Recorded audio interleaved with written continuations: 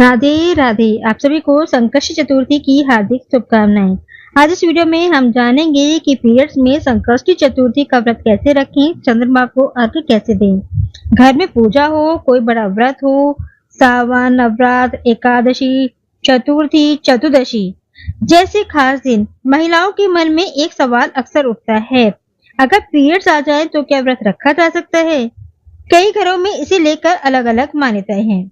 कहीं महिलाओं को पूजा से दूर रहने को कहा जाता है, तो कहीं सिर्फ आराम करने की सलाह दी जाती है। ऐसे में कई बार महिलाएं खुद भी उलझन में पड़ जाती हैं कि आखिर सही क्या है। धार्मिक मान्यताओं और शास्त्रों की बात करें तो मासिक धर्म को शरीर की एक प्राकृतिक प्रक्रिया माना गया है। तो आइए जानते हैं कि पीरियड्स में संकष्टी चतुर्थी का व्रत कैसे करें। पीरियड्स के दौरान आप संकष्टी चतुर्थी का व्रत आसानी से और पूरी श्रद्धा के साथ रख सकती हैं।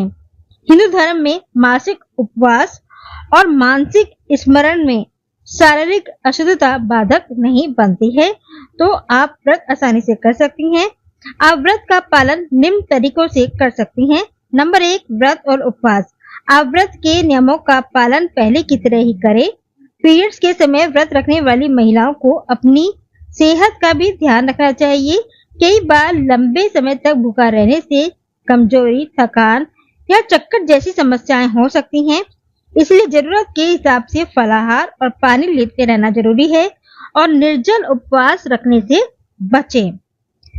धार्मिक मान्यताएं भी यह कहती हैं कि सिर्फ व्रत भूखे रहने का नाम नहीं है। इस दौरान व्यक्ति को मन और व्यवहार दोनों से संयम रखना चाहिए।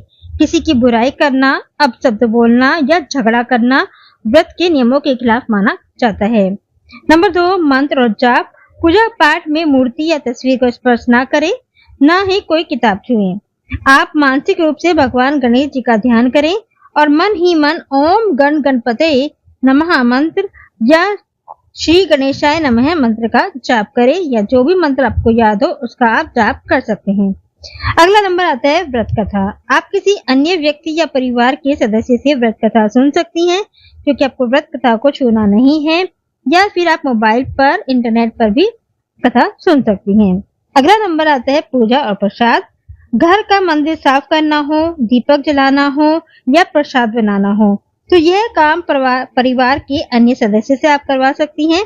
आप दूर से ही भगवान को प्रणाम करें और मानसिक रूप से भोग लगाएं।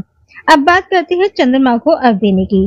शाम को चंद्रमा के दर्शन करें और हमेशा की तरह सामान्य जल का अर्घ दें।